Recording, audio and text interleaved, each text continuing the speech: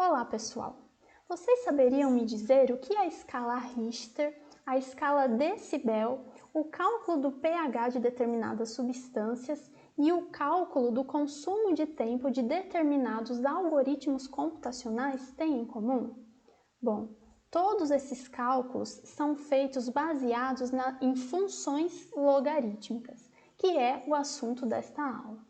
Então, nós veremos, como sempre, as principais propriedades dessas funções e estudaremos também os seus respectivos gráficos. Vamos lá? Os logaritmos e as funções logarítmicas, eles são aplicados em diferentes áreas para a medição de quantidades cujas unidades variam em um conjunto muito amplo de valores. Por exemplo, na escala Richter, que serve para medir a intensidade de terremotos. Também no cálculo de pH, que mede o nível de acidez de uma determinada substância. Também na escala decibel, que mede níveis de pressão sonora. E ainda na computação, na análise especificamente de consumo de tempo de determinados algoritmos. Essa adequação das funções logarítmicas nesse tipo de situação se deve ao fato dessas funções crescerem ou decrescerem de uma forma bem lenta, como nós veremos ao longo desta aula. Vamos começar então com a definição de função logarítmica. Seja A um número real maior que zero e diferente de 1, nós definimos a função logarítmica na base A como sendo a função de domínio zero e infinito na reta real, que associa a cada x o logaritmo de x na base A. Então, notem, se esse número real A for maior que zero e diferente de 1 e x assumir valores no intervalo zero e infinito, então o log de x na base A estará definido. A função logarítmica, então, na base A é a função que associa a cada valor x o log de x na base A, que é sempre um número real, ok? Uma notação possível também é y igual a log de x na base A. Aqui o parênteses pode aparecer ou não, ok? Qual que é o domínio, então, de uma função logarítmica, na base A? Bom, independente de qual seja essa base, o domínio de uma função logarítmica é sempre, então, o intervalo zero infinito, ou R mais sem o zero, ok? É o mesmo R mais sem o zero, asterisco, é a mesma notação, é o conjunto, denotado também pelo zero infinito. E qual que é a imagem da função logarítmica, A imagem da função logarítmica, de novo, independentemente de qual é a sua base, é sempre dada por todos os números reais, Então, a função logarítmica sempre atinge todos os números reais do contradomínio. Além disso, o gráfico da função logarítmica, ele nunca vai interceptar o eixo y. Por que isso acontece? Bom, porque nós consideramos o domínio como sendo zero infinito. Isso significa que x é sempre maior que zero. Só que a interseção do gráfico de uma função, ela é calculada exatamente na abscissa x igual a zero. Como aqui não existe essa possibilidade, então nós veremos que o gráfico da função logarítmica, em qualquer base, não vai interceptar o eixo y. Onde será então que o gráfico das funções logarítmicas interceptam o eixo x? Bom, nós veremos também que é sempre no ponto 1, 0, ou seja, na abscissa x igual a 1 e ordenada y igual a 0. Por que isso acontece? Bom, a interseção do gráfico de uma função com o eixo x é sempre calculada quando nós fazemos a ordenada y igual a 0. Y igual a 0 se e somente se f de x, que aqui é log de x na base A, for igual a 0. Só que log de x na base A é igual a 0 se e somente se A elevado a 0 é igual a x. Ou seja, x é igual a A elevado a 0, que é igual a 1. Dessa forma, quando eu faço y igual a 0, eu obtenho a abscissa x igual a 1, ou seja, eu obtenho o par ordenado 1, 0 no gráfico da função logarítmica, que é o ponto de interseção desse gráfico com o eixo x, ok?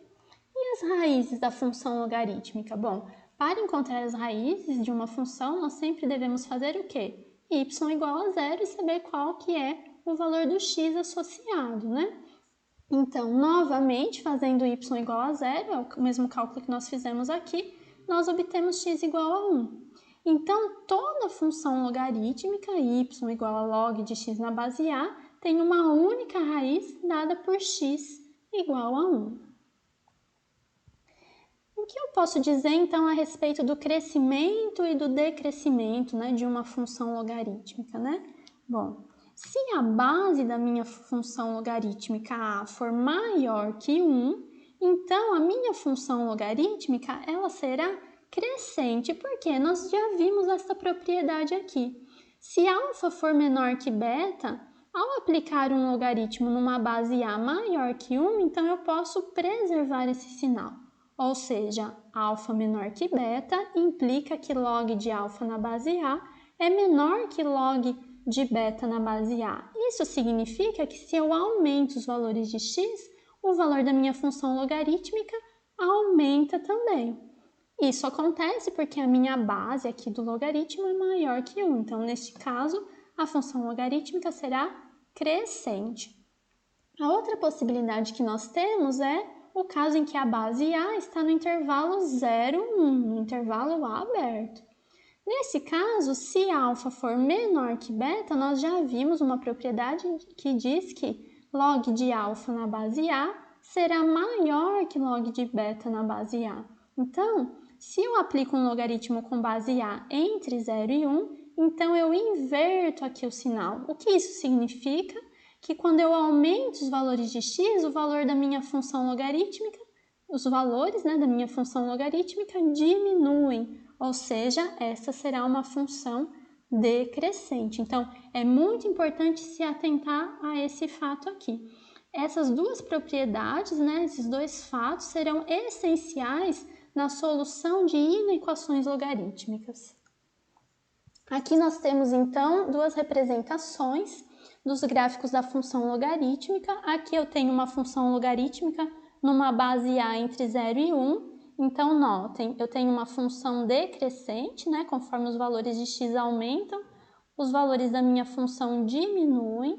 Essa função nunca intercepta o eixo y, então conforme x aqui se aproxima de 0, os valores da minha função aumentam e ficam cada vez mais próximos o meu gráfico, né, fica cada vez mais próximo do eixo y, mas ele nunca toca o eixo y. Por quê? Porque x nunca pode ser 0, senão essa função não estará definida, ok? Então, esse é o caso aqui, em que a minha base está entre 0 e 1. Se a minha base for maior que 1, então a minha função logarítmica será crescente. Quando os valores de x aumentam, os valores da função aumentam também. Então, de novo, aqui nós temos que essa função nunca intercepta o eixo y. Conforme x se aproxima de 0, os valores da minha função ficam cada vez menores e o gráfico, né, a curva que representa o gráfico, se aproxima cada vez mais do eixo y, mas nunca o intercepta, porque x nunca pode ser 0, né? Então, quando x é 0, eu estou sobre o eixo y, então esse gráfico nunca chegará até aqui. Notem que em ambos os exemplos, o gráfico intercepta o eixo x no ponto de abscissa 1 e ordenada 0, ou seja, no par 1, 0, ok?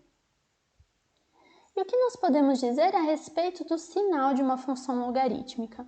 Bom, assim como o crescimento ou o decrescimento de uma função logarítmica depende se essa base está no intervalo 0, 1 ou no intervalo 1 infinito, a mesma coisa acontece no estudo da função, do sinal dessa função logarítmica. Então, se f de x é a função log de x na base a, com a maior que 1, então a minha função será crescente. Isso significa o quê? Que para valores de x maiores que 1, a minha função log de x na base a será maior que 0. A função é exatamente igual a 0 em x igual a 1, e para valores de x menores que 1, entre 0 e 1, a minha função será negativa, né? Então, é o que está escrito aqui. Se a é maior que 1, então log de x na base a é menor que 0, para x variando entre 0 e 1, e f de x é maior que 0 se x é maior que 1. E se essa minha base estiver no intervalo 0, 1? Então, o meu log será decrescente. Isso significa que a função se anula em x igual a 1. Para valores de x entre 0 e 1, essa função será positiva, ou seja, f de x é maior que 0. Log de x nessa base A é maior que 0. E log de x na base A é menor que 0 para valores de x maiores que 1. É também o que está escrito aqui, ok? Aqui nós temos alguns exemplos, né, de diferentes funções logarítmicas. Então, à esquerda, notem que nós temos os gráficos de 3 funções logarítmicas decrescentes, né? Então, ambas representadas aqui pelas suas respectivas cores. Então, primeiro eu tenho a função log de x na base 0, 1, que está no intervalo 0, 1, portanto, ela tem que ser decrescente mesmo. Log de x na base 1 sobre e, então, 1 sobre e é 1 dividido por 2,7 aproximadamente, então é um valor que está entre 0 e 1 também, então a minha função é decrescente. E f de x igual a log de x na base meio, meio está entre 0 e 1, eu tenho novamente aqui uma função decrescente. Qual dessas 3 funções decresce mais rápido, né? A gente vê que é a verdinha aqui, né? A partir de 1 aqui a gente vê que ela decresce mais rápido que as anteriores, né? Isso acontece porque essa aqui é a maior base. Então, no caso das funções decrescentes, quanto maior a base do meu logaritmo, mais rápido essa função decresce. E aqui, então, à direita, nós temos 3 exemplos de funções logarítmicas crescentes, né? Então, eu tenho em vermelho o log de x na base 10, em azul o log de x na base e, ou seja, o logaritmo natural, ln de x, e em verde o log de x na base 2. Então, qual cresce mais rápido, né? Então, a função verde aqui, que é a log de x na base 2, é a que cresce mais rápido.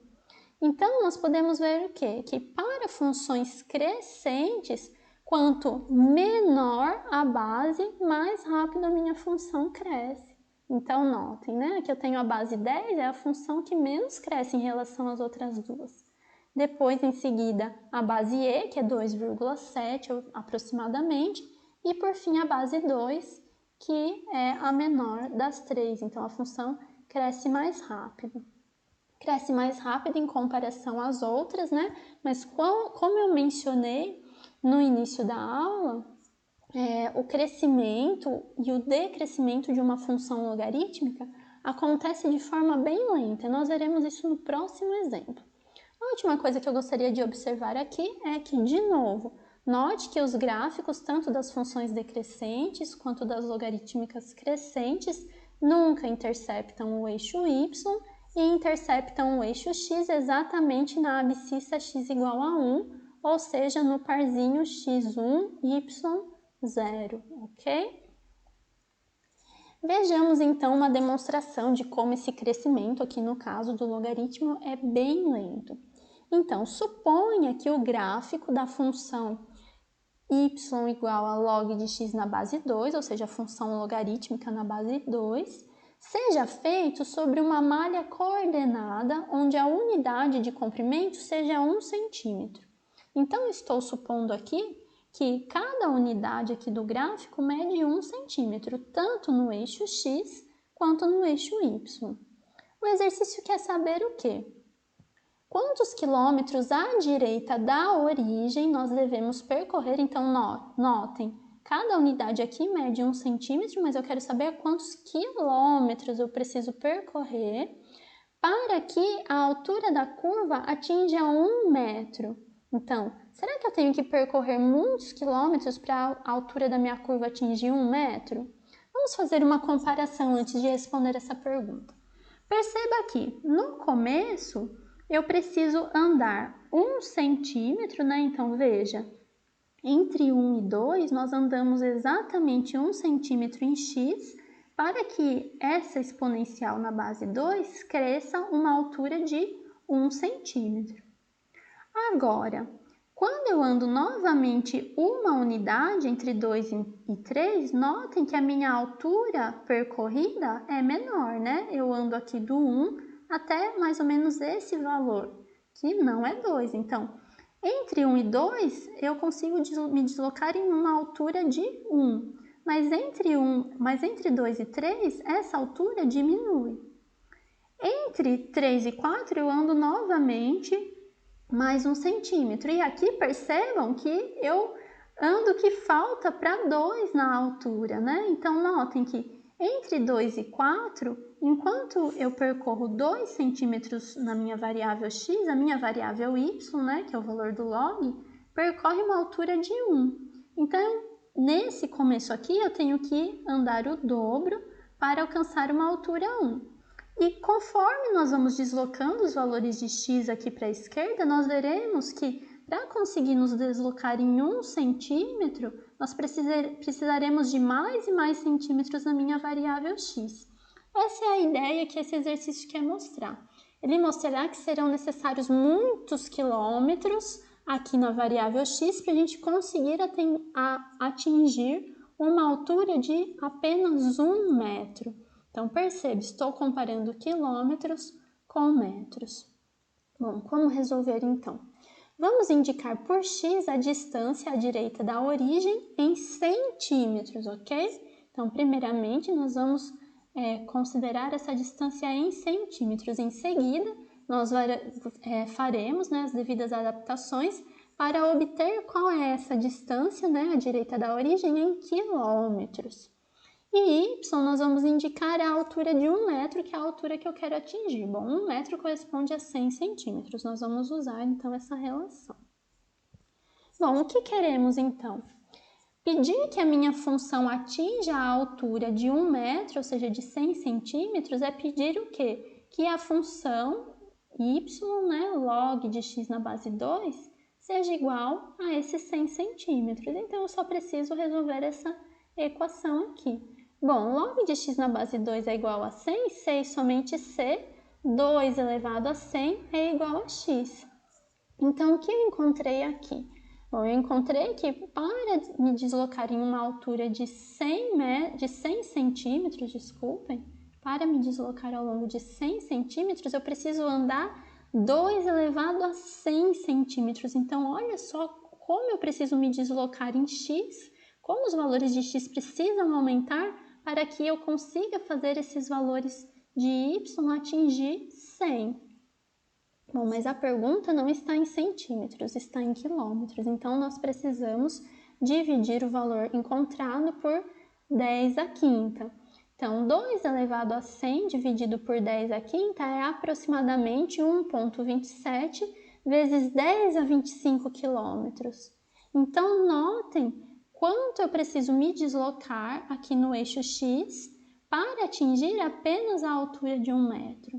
Isso significa o quê? Que x precisa crescer muito para que a minha função cresça apenas um pouco. Então, isso mostra como esse crescimento aqui é lento, é devagar. E por isso essa função é tão útil para medições, né, cujas quantidades variam, então, num conjunto muito amplo de valores, como nós dissemos no começo da aula. Aqui eu tenho um gráfico, né, da função log de x na base 2, um pouco mais distante, né? Então nós conseguimos perceber um pouco melhor o que está acontecendo. Então notem que aqui eu me desloco de algo, né, perto de zero, né, porque x nunca pode ser zero, mas se eu andar 140 unidades, eu sequer cheguei a uma altura 10. Então, aqui mostra como esse crescimento é lento mesmo. Então, o mesmo vale para o decrescimento. Também ocorre de forma muito lenta. Certo, vamos fazer então outros exemplos. Determine o domínio da função log de x mais 2 na base 3 menos x.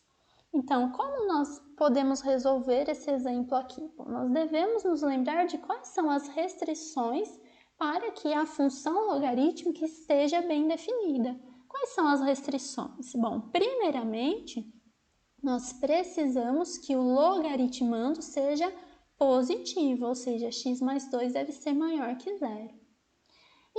Em seguida, nós precisamos que a base, né, 3 menos x, seja o quê? Maior que zero e diferente de 1.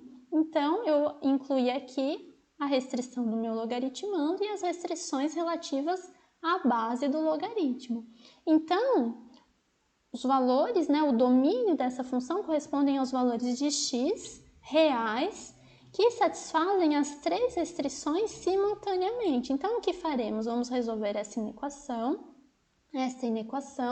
e essa aqui e fazer a interseção dos três conjuntos de soluções para então encontrar qual deve ser o domínio dessa função logarítmica. Bom, olhando para a primeira restrição, x mais 2 é maior que zero, se somente se x é maior que menos 2, então x pertence ao intervalo menos 2 infinito. Na segunda restrição, nós temos que 3 menos x é maior que zero, que ocorre se somente se x é menor que 3. Então, nesse caso, nós temos que x pertence ao intervalo menos infinito 3.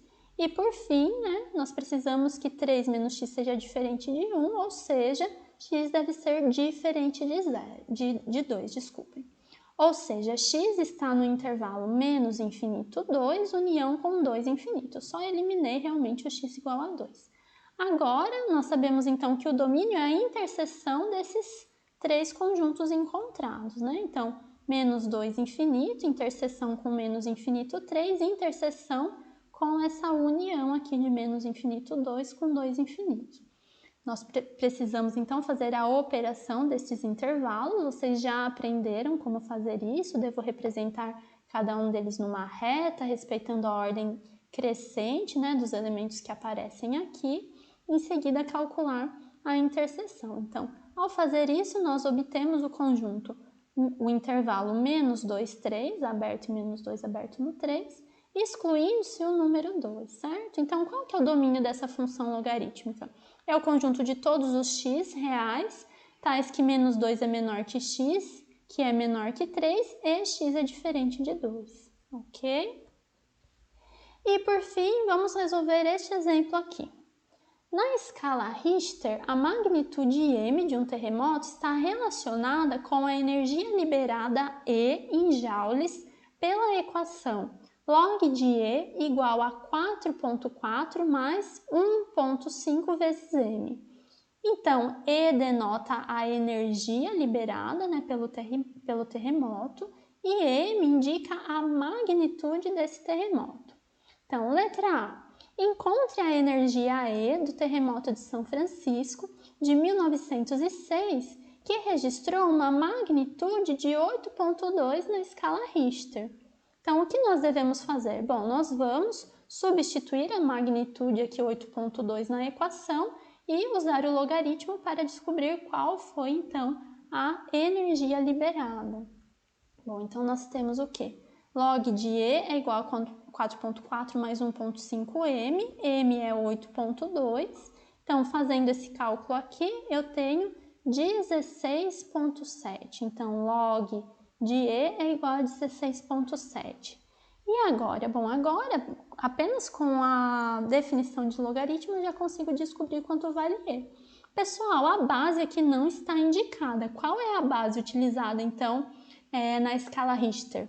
Bom, é o logaritmo na base 10, ok? Então, nós temos que log de E na base 10 é igual a 16,7, 6 somente C, E é o quê? 10 elevado a 16,7. Então, calculando esse valor, usando uma calculadora, por exemplo, nós temos que a energia liberada no terremoto de São Francisco foi de aproximadamente 5,10 a 16 joules, ok? Na letra B, nós queremos responder o seguinte: se a energia liberada de um terremoto for 10 vezes a de outro, quanto maior será a sua magnitude na escala Richter? Bom, então eu vou chamar de E1 a energia liberada nesse terremoto, que foi uma energia 10 vezes maior que a energia de um terremoto inicial. Então, eu estou chamando de E0 a energia do terremoto inicial. Então, a energia desse segundo terremoto, E1, é 10 vezes E0. Bom, posso aplicar o log, né? Como eu quero comparar as magnitudes, eu tenho, de alguma forma, fazer essas magnitudes aparecerem. Então, eu vou fazer aparecer aqui o log de E1 para poder fazer aparecer, então, a magnitude de E1. Então, aplicando o log na base 10 em ambos os lados aqui da equação, eu tenho que log de E1 é log de 10 vezes E0, só que log do produto é a soma dos logaritmos, então eu tenho log de 10 mais log de E0. Aqui eu tenho log de 10 na base 10, que é 1, e aqui eu continuo com log de E0. Então, como é que fica a minha equação? Log de E1 é igual a 1 mais log de E0. Só que de acordo aqui com a minha equação da escala Richter, né? Eu tenho que o log de E1 é também 4,4 mais 1,5 vezes a magnitude desse terremoto, que é o valor no qual eu estou interessada. Então, agora, no lugar de log de E1, eu vou substituir aqui o valor que eu encontrei, 1 mais log de E0. Só que log de E0 pela escala Richter é dado por 4,4 mais 1,5 M0. Agora eu vou reorganizar a minha equação. Então, esse 4,4 aqui eu vou passar para cá. Quando eu faço isso, eu fico apenas com 1,5 M1 desse lado, que agora eu vou representar do lado de cá. Então, 1,5 M1 é igual a quê? Quando eu passo esse 4,4 para cá, ele cancela com esse, então eu fico com 1 mais 1,5 M0. Então, 1,5 M1 é igual a 1 mais 1,5 M0. Então, dividindo a equação por 1,5, eu obtenho o quê? Que M1 é aproximadamente 0,67 mais M0. Ou seja, quanto maior é a magnitude desse segundo terremoto na escala Richter? Bom, é só de 0,67. Notem que interessante, pessoal. A energia do segundo terremoto foi de 10 vezes maior. Mas como o meu logaritmo cresce de uma forma muito lenta, uma energia 10 vezes maior implica uma magnitude apenas 0,67 maior. Olhando isso de outra forma, nós podemos ver o quê? Que quando nós falamos que a magnitude de um terremoto foi 0,67 maior que um terremoto anterior, isso representa uma energia de 10 vezes maior liberada, ok? Então essa é a ideia das funções logarítmicas, né? Eu tenho um logaritmando que pode crescer muito e mesmo assim o valor da minha função logaritmo cresce de uma forma lenta. Isso permite com que a gente faça comparações, né, em conjuntos onde essa unidade, no caso aqui energia, pode variar muito e mesmo assim a minha magnitude varia pouco, né? Fica mais fácil comparar dessa forma, ok? Então, esse foi o nosso último exemplo. Muito obrigada e até a próxima!